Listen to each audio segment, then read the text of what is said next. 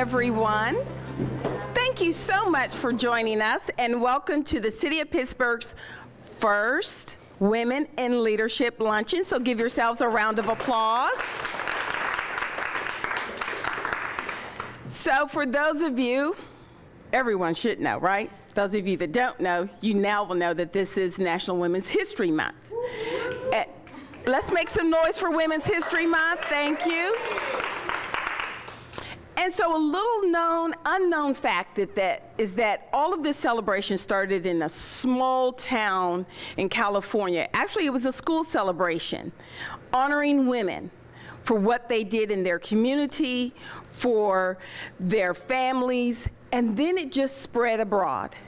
And then, of course, what the legacy of women is having in history. And so as the Department of Human Resources and Civil Service was deciding who are we going to celebrate, who are we going to acknowledge, why not start at home? I'm a firm believer that charity begins at home and spreads abroad. And so what great better time than to acknowledge those that are in leadership positions within the city of Pittsburgh. Hence your invitation, and thank you so much for accepting. And so without further ado, I will not prolong any more time of standing up here, but to definitely present our mayor, who will have words to speak with you about this great month, what your contributions are to the city of Pittsburgh, and don't faint in all of your well-doing for the city. Do know that what you do matters, and it does have an imprint. And way after our time has concluded on this earth, our history of what we've done for the city of Pittsburgh will be spoken of. So without further ado, it gives me great pleasure to present Mayor William Peduto. So they want you to hold this. Thanks, Director. Just a couple of things, and before you leave, thank you for even thinking of doing this. We've never done this before. We've never had an opportunity to bring about the women who are helping to lead the city of Pittsburgh, let alone just to be able to recognize the women that are leading the city of Pittsburgh. Secondly, and through the leadership and a very open process that we have in HR now, for the first time in the city's history, I believe that the majority of the leadership positions are filled with women. Yeah. So, from directors to assistant directors to those working within the administration of every department, I believe the majority of the people in the mayor's office now as well, the majority of the people on boards, authorities, and commissions. You know, I always like to reference Danny Murtaugh, who is the manager of the Pittsburgh Pirates during the early 70s, and he was the first manager to field 9 African-American ball players. And they asked him why he did it, and he said, I just found the 9 best players.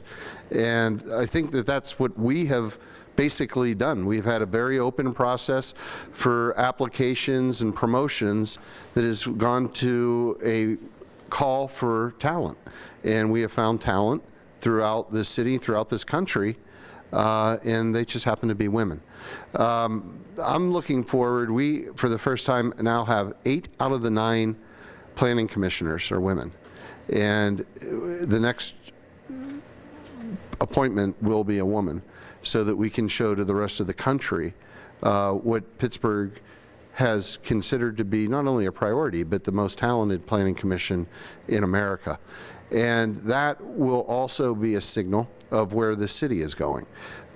Before, it was never looked at or considered or even thought of twice when you would have 9 men on the Planning Commission, 9 men on the Urban Redevelopment Authority, that those were the men's areas, redevelopment and construction and building and everything else. And we've been able to flip that.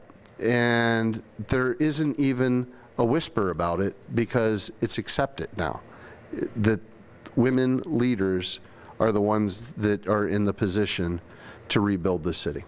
So just wanted to say thank you. Thank you for your service to the city of Pittsburgh and to the people of the city of Pittsburgh. Thank you for the talent that you have given to this city and the opportunity to serve in public service. It's not easy. People don't say thank you very often, but they'll let you know when there's a problem. And it's a tough business to be in. So I just want to say thank you, and thank you for leading the city into its next critical phase. And I say that for people like Betsy Peduto and Emily Peduto, my nieces.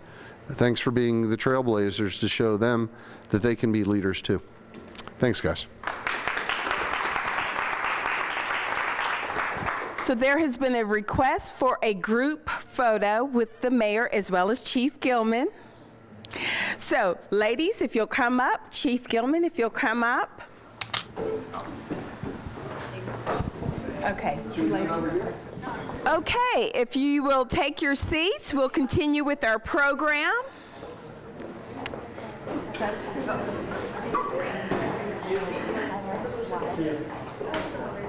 And for those of you that do not know, that 1 year ago during National Women's History Month, Mayor Peduto announced the implementation of the City of Pittsburgh's first ever Gender Equity Commission.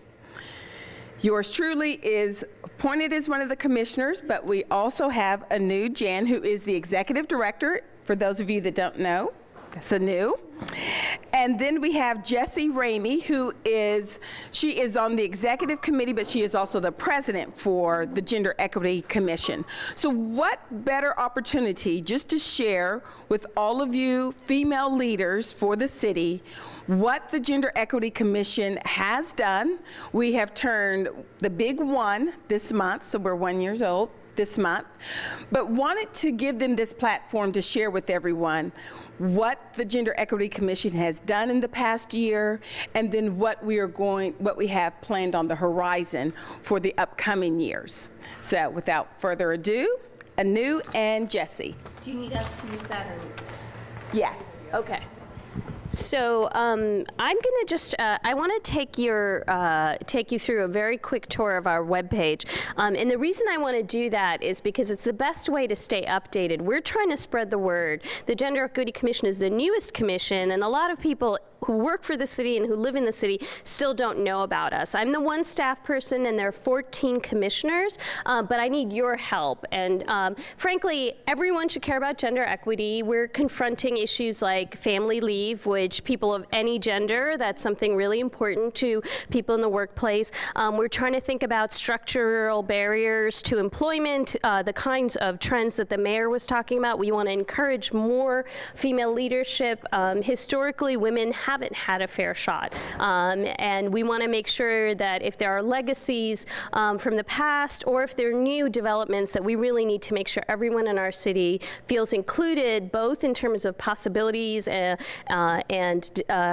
promotion if they're city employees, but also in the services the city provides to all people. So I'm going to take you through the webpage. I encourage you to visit and to sign up, especially for our newsletter. We send it once a month. We remind you that the 1 week later will be our public meeting. Anyone can come. I also encourage you to email genderequity@pittsburghpa.gov at any time. If you see something, if you feel that there's a barrier that's affecting people of different genders and you want us to have it on our radar, we're a commission for everyone in the city. So our webpage is pittsburghpa.gov, GEC, Gender Equity Commission. You can also go to the webpage and look for boards, authorities, and commissions.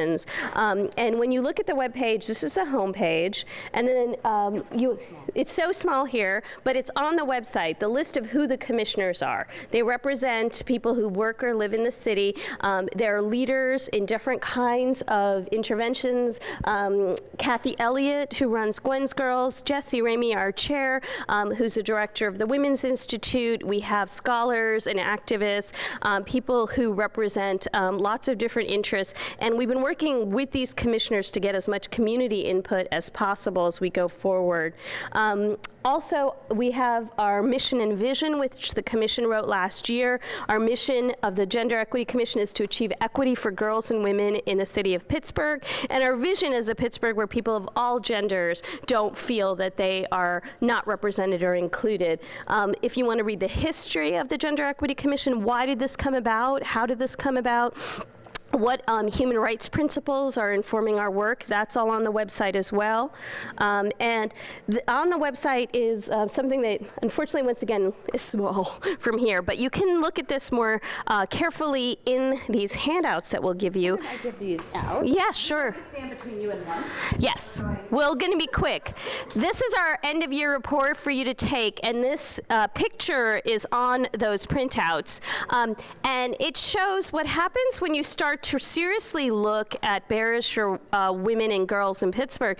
You can't act as if all women are the same. So you have to start looking at differences like ability, like age, like education, like race, like neighborhood and zip code. And so this chart shows you what the wage gap looks like for women of different racial groups. And so our approach is really to try and dig deep and say, where are the problems and where can we make solutions by partnering with city departments to reach our mission and vision.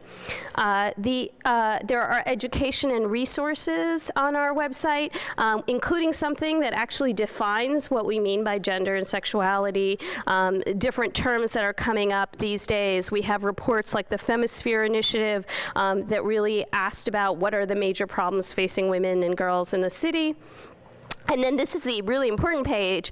If you hit contact us, it says stay in touch. The email address I gave you is there, as well as the sign up for our newsletter. There's also a sheet at the table in the entrance, and you can just put down your name. And if you work for the city, so if you just give me your name and permission, I will send you the newsletter. It's just once a month. It's an email. We'll also keep you informed about activities and opportunities to connect with other people. We'll have 2 events every year. One that's more a celebration of women and gender equity leaders around the city, people who are doing this work in all sorts of different ways, and one that's more a working symposium type of activity where we keep getting people's input. And I will be working as a staff person for the city. I'm going to be trying to build relationships and identify liaisons in every department. So if you want to be a liaison, if you want to connect with us and help us make the change you want to see, reach out, please. And I'm going to pass it to Jesse and the microphone. Use the microphone so everybody can hear us. I just wanted to thank publicly Dr. Anu Jan, who is an amazing advocate for women and girls and people of all genders in the city of Pittsburgh, and we are so lucky to have her working in the mayor's office in the Bureau of Neighborhood Empowerment. I just can't tell you how truly amazing she is as a scholar, as an activist, and really committed to this, and I'm delighted that she gets to work with all of you, and I'm looking forward to getting to know all of you as well. So I really just want to echo Dr. Jan's call to all of you. If you want to get involved with the Gender Equity Commission, we would love, love, love, love to have you. I would love to get to know more about what you're doing, what you're working on. You're looking at kind of a quick snapshot of what we accomplished last year, which was only year 1. We just turned 1. We have lots of exciting things happening on the commission, and we really invite your participation. We can't do this work alone. We're all, except for poor Anu, the rest of us are all volunteers. And I just wanted to conclude by acknowledging that this is Trans Visibility Week, and we do use a very expansive definition of gender.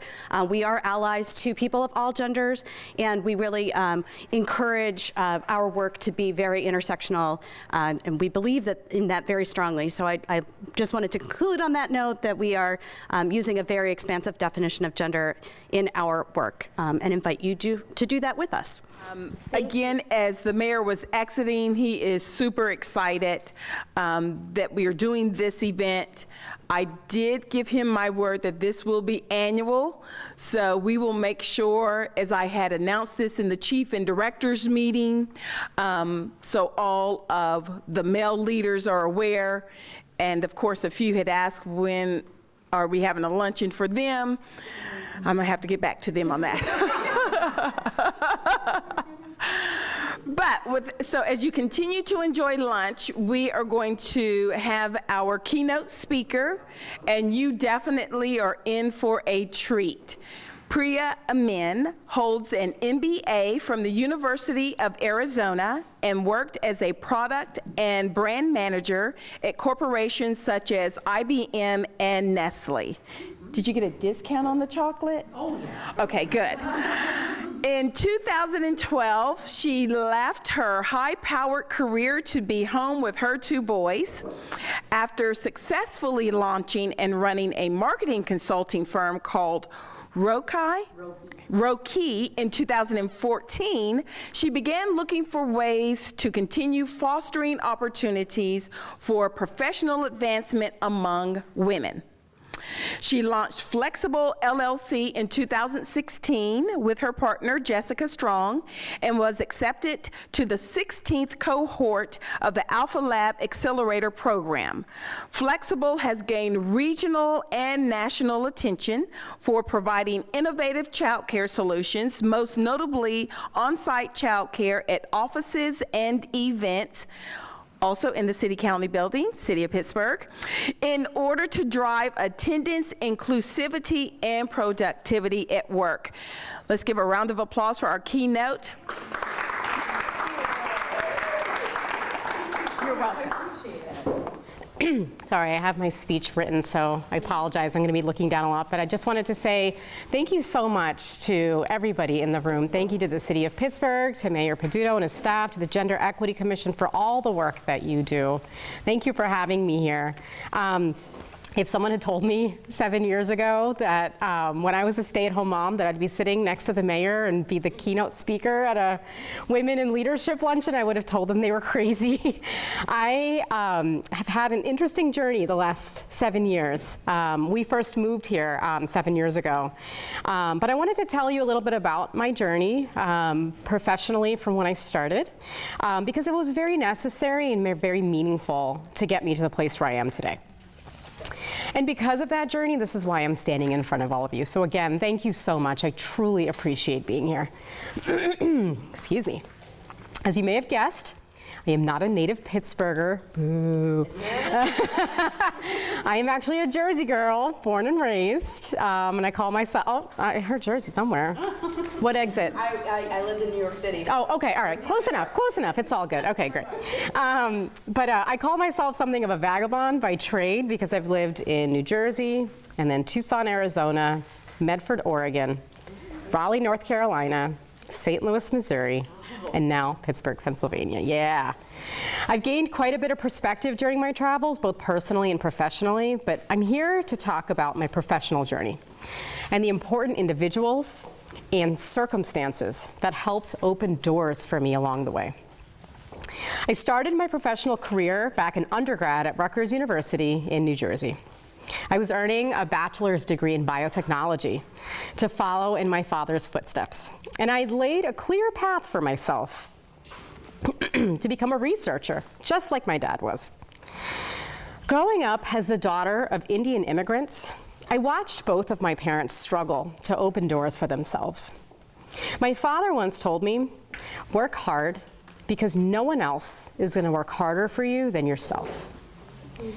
They worked tirelessly, opening doors for themselves so they could open doors for my sister and I. I fully expected my journey through life would be just like the journey that my parents had endured. But the summer of 2000, my junior year of college, not only changed my perspective, but also changed my trajectory of my professional career. I'd landed an internship with the university's most prominent researcher in protein regeneration therapy, Dr. Malcolm Watford. I remember one late afternoon working in his lab on yet another PCR analysis when Dr. Watford sat down across the lab bench from me. He wasn't really a talker, so I wasn't quite sure what to expect, but what he did say next had a profound effect on me. He said, I've spent my whole life studying one amino acid, glutamine. My entire life's work was on that one compound. What do you want to spend your life doing?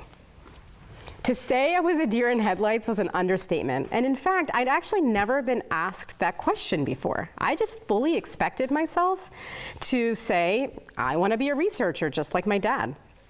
But instead, I blurted out, I don't know.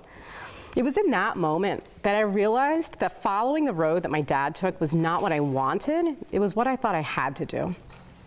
Dr. Wofford and I spent the next half hour talking about various professions, teacher, business person, doctor even. And he wasn't trying to dissuade me from a career in research, but instead, he was trying to help me figure out my potential. The following year, he wrote me a glowing recommendation letter to become a biotech software consultant at a company called IDBS. Dr. Wofford opened the first of many doors for me and helped launch a career in business that neither he nor I knew he was helping to launch. My time as a software consultant at my first company taught me that I actually liked the business side and the consulting side way more than the science and the research side of my job. My 3 years with that company led me to apply to graduate school in Arizona to get my MBA, something that I had never, ever thought that I would do just a few years back. While at the University of Arizona, I got an internship with Harry and David in Medford, Oregon. I know.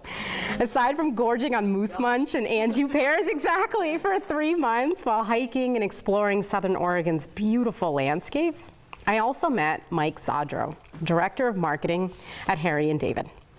He was my boss during my internship, and he opened my eyes to the world of marketing and market research. I had no idea that the business side of research would be just as rich and interesting as the scientific research that I'd been exposed to during my undergrad years. Not only that, Mike was the first business mentor that I had in my career. He took me under his wing, teaching me about the direct marketing world and how it competed with the consumer packaged goods industry. When I left Harry and David that summer, Mike encouraged me to keep in touch and reminded me to reach out if I needed any help in my career. And so after graduating in 2006 from the University of Arizona with my MBA, I took a job as a product manager at IBM in Raleigh, North Carolina. Next stop. It definitely was not my dream job, but it was a necessary stop in my professional journey. And it also connected me with Bruce Corrigan, who was my boss and one of the biggest professional advocates I'd had in my career. We often joked that IBM stood for I'm by myself, because we often worked with cross-functional teams around the globe, but rarely got to interact in person. Bruce, however, sat just down the hall from me, and so I never really felt like I was by myself. He and I would check in with each other pretty much on a daily basis, and he pushed me to find where my strengths and my passions were. Although he was a product director at IBM, he moonlighted as a professional acoustic guitar player. Who knew? I think he recorded something like 6 albums on the side. It was amazing. And he taught me the importance of making room for passions in our life. He inspired me to do something that I'd wanted to do for years, but didn't have the courage to pursue. I became a certified dog obedience trainer. You guys are like, where is this going? Oh my gosh.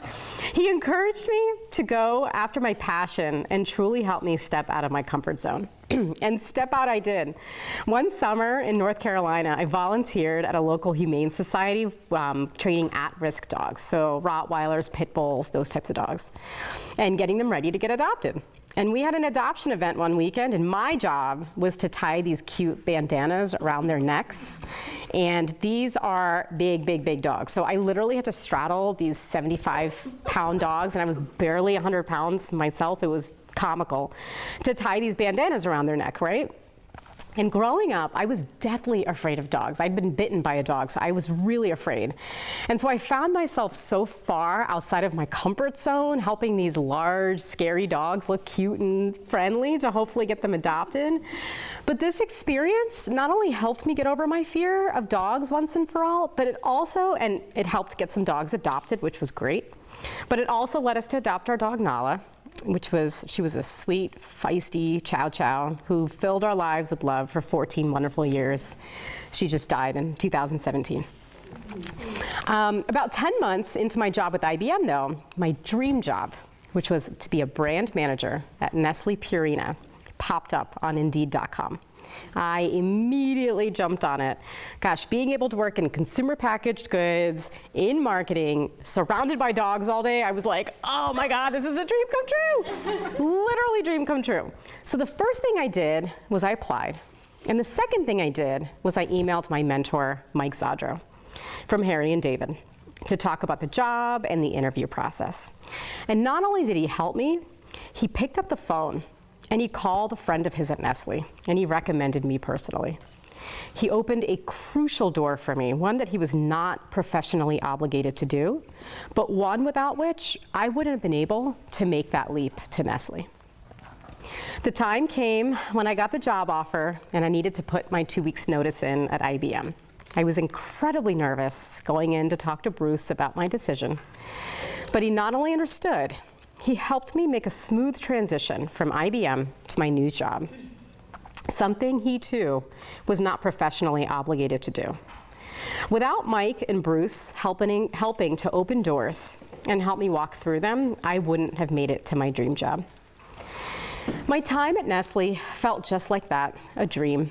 I loved every moment of being there. I brought my dog to work with me pretty much every day. I played with other people's dogs while I was there. We would let our dogs run around the 4th floor on Friday afternoons. We used to bring them to meetings with us. It was the definition of lovely. I was finally working for a company in an industry that I truly believed in, at a job that I was genuinely good at.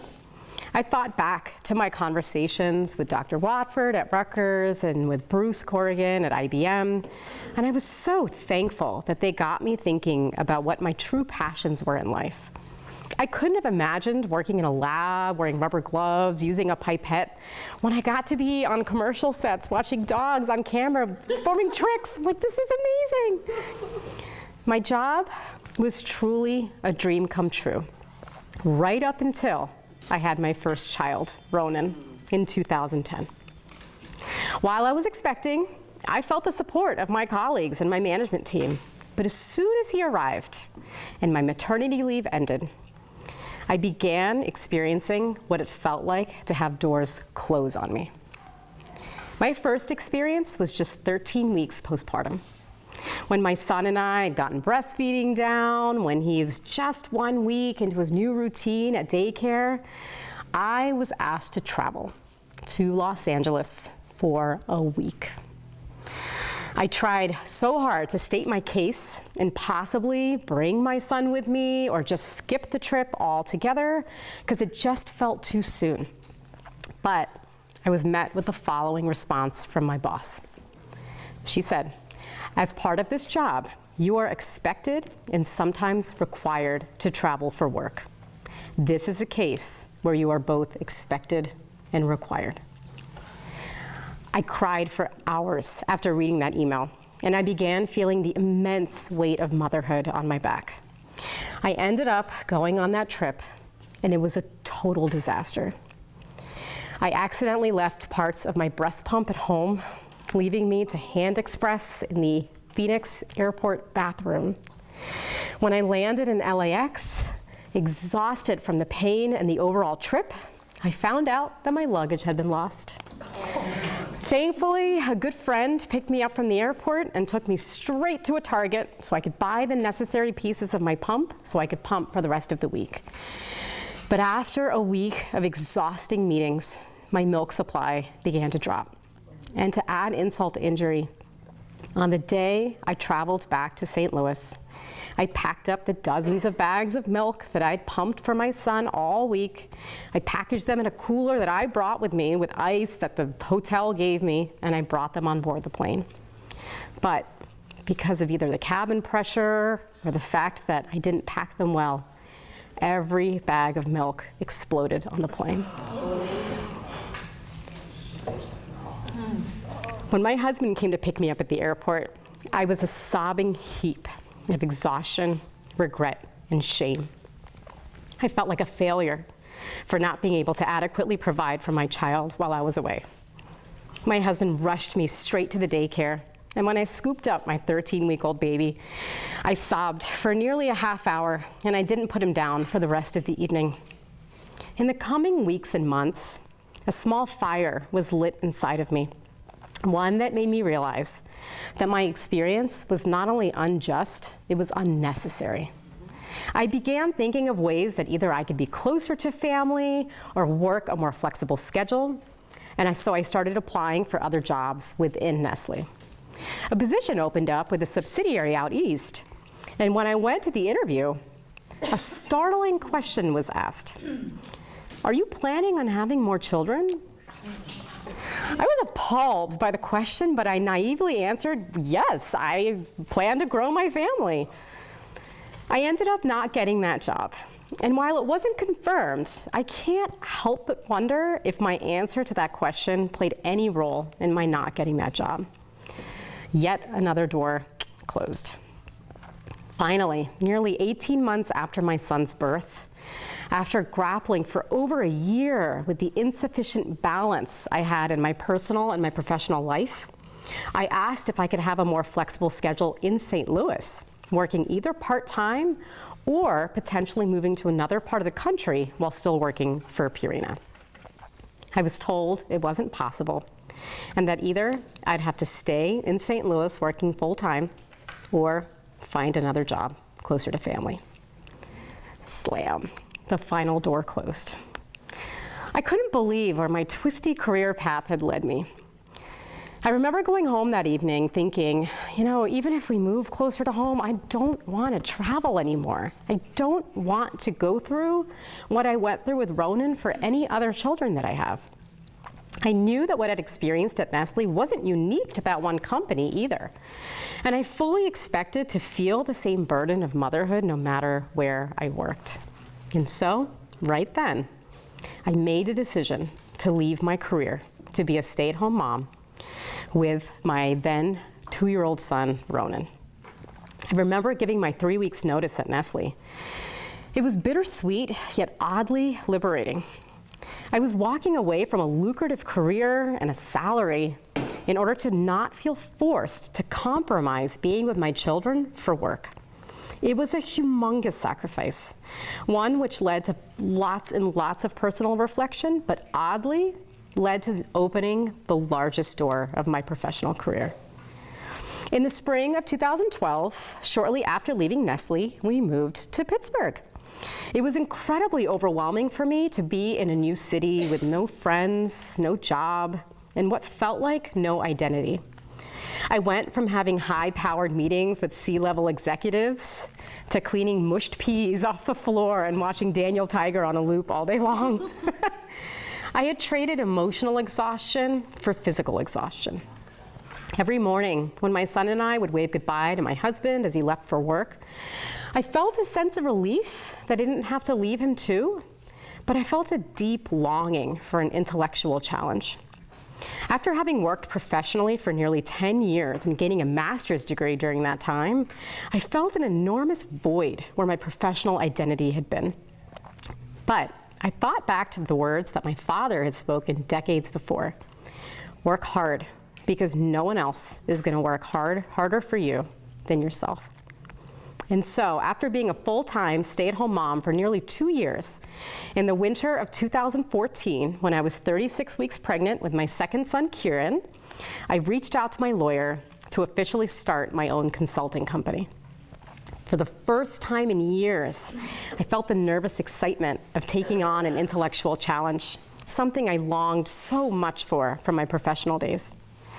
4 weeks after my son Kieran was born, Roki Consulting was born as well. And by the time Kieran was 2 months old, I had signed on my first client. This was the start of my entrepreneurial journey.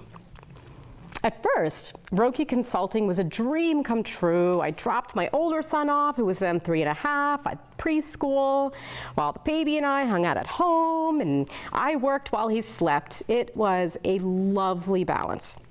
And then in the afternoons, I got to spend quality time with my boys, going to the park and playing together. It was absolutely ideal. But as soon as Kieran turned 6 months, and he got the opportunity to move around, sitting in the swing next to me while I was working just was not cutting it for him exactly. He learned to throw himself over the side of the swing. And more so, he had dropped down to just one nap a day. And I'm sure so many of you know how that feels.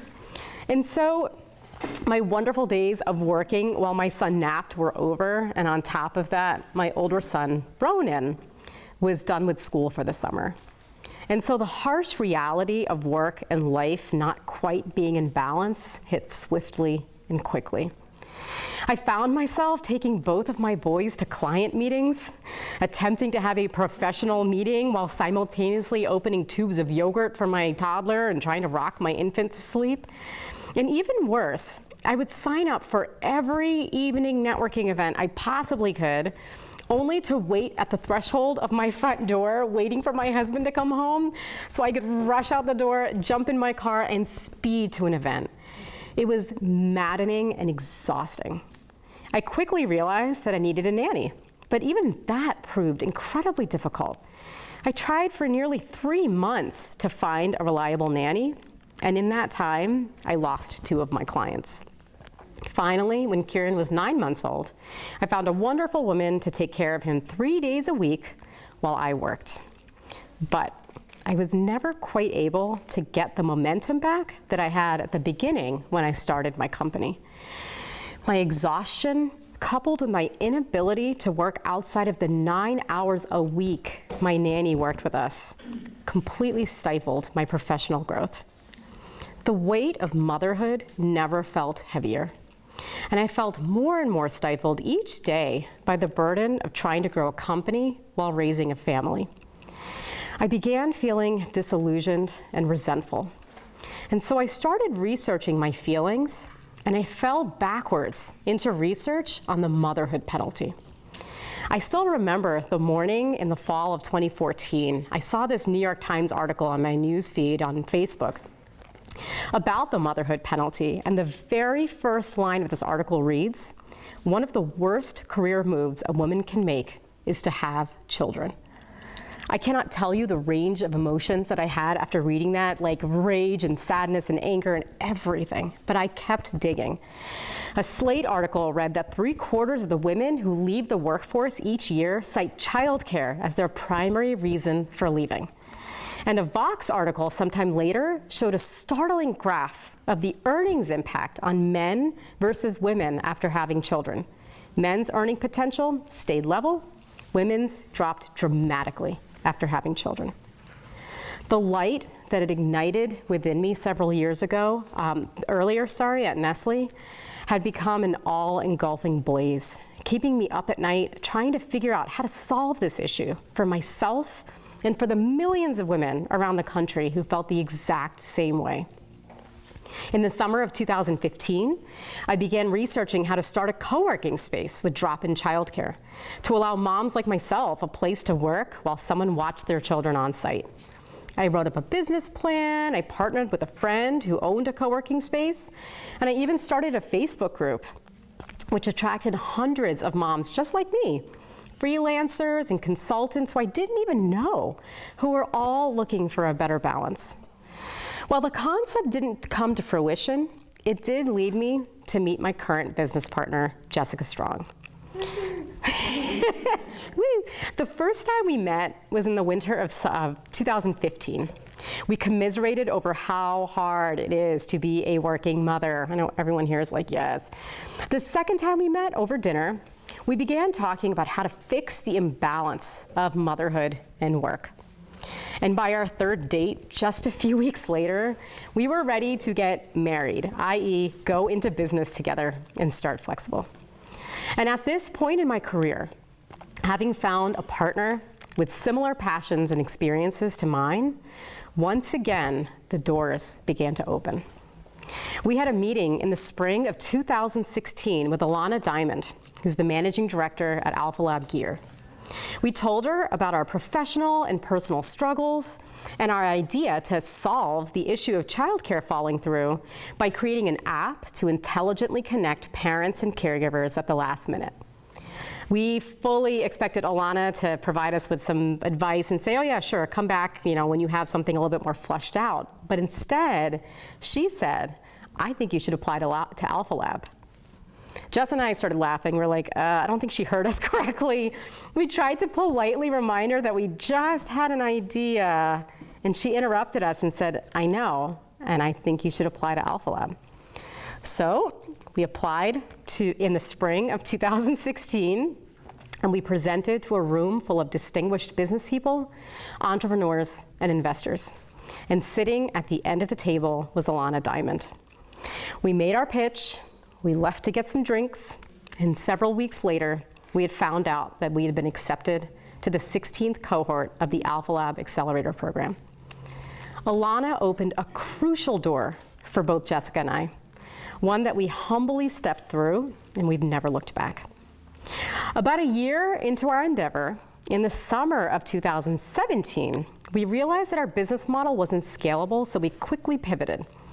We realized that using an app to find a caregiver at the last minute excluded that trust factor that parents needed when finding a caregiver. But when we experimented with bringing childcare to professional events where the parent was going to go anyway, that trust was inherent. We not only helped solve the problem of what to do when you have to be somewhere professional and childcare falls through, but we also stumbled upon an even bigger opportunity. We are helping organizations be more inclusive. We began marketing our services to special interest groups, nonprofits, and organizations wanting to drive diversity and inclusivity, and all of a sudden, a business model was formed. And then, in the fall of 2017, one of the largest doors was opened for us by someone who works for the city of Pittsburgh. In late 2017, Jessica and I happened to meet then Councilman Dan Gilman at a Starbucks in Market Square. His wife was pregnant with their second child, and he was curious to learn a bit more about us and about our services. So we grabbed coffee and we sat down, and within 2 minutes of chatting, he started talking about how, when there's school holidays like Election Day, it becomes really tough for working parents, for staff, because they have to use their PTO and they have to miss work. And so Jessica and I kind of thought for a second, and then we answered, well, maybe we can pilot childcare for city employees on Election Day.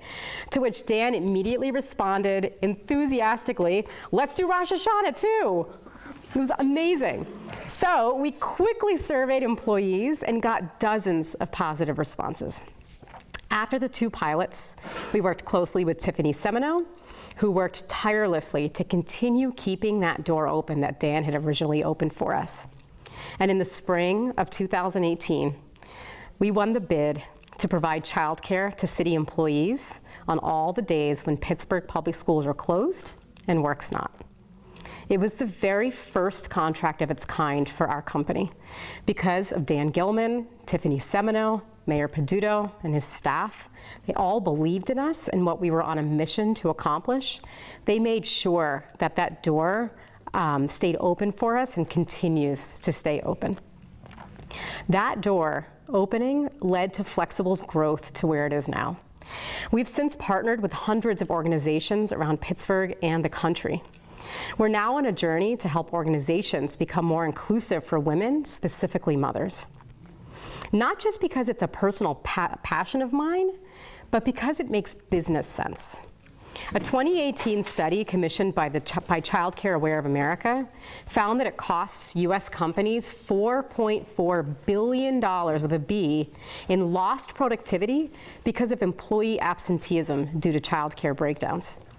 And it's also been cited by numerous white papers and articles that the more opportunities that are created for women to work and earn more, the more everyone benefits. According to a Harvard Business Review study from 2018 that spanned about 30 years in over 20 cities, as women's share of the labor force increases by 10%, real wage growth increases proportionately by nearly 10%. And a 2015 report from the McKinsey Global Institute found that if women worldwide matched men in economic participation, the world's GDP would increase by 28 trillion with a T, or 26% by 2025. Throughout my career, I've had many doors open for me, and I've opened several doors myself. But now it's my turn to start opening doors for other women. Through my work with Flexible, we've opened doors for hundreds of women from different walks of life. We've employed college students as interns to help them land their dream job. We've employed refugees as caregivers who are looking to gain some extra money to help their family. We've helped stay-at-home mothers looking to return back to work attend the evening networking event to hopefully meet her future boss. We've helped single mothers attend workforce development training. We've helped professional families attend conferences they otherwise wouldn't have been able to attend. We've most recently begun helping new mothers with postpartum depression attend their therapy sessions by providing childcare at the hospital so they can get the care that they need. Now, everyone in this room, we all have our own stories, probably similar in some way to mine, and some journey that's gotten you here. But right now, it's our job to collectively lift other women up and empower each other to succeed professionally. And so I leave you today with two simple questions. What doors have other people opened for you as you've progressed through your career? And how will you help open doors for the next generation of women in the workforce? Whether through mentorship, entrepreneurship, civic leadership, or policy change, let's get to work lifting each other up. Thank you.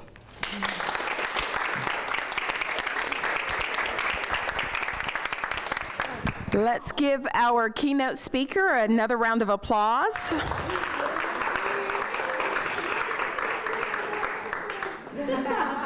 So now we're all ready to go out and conquer the world, right?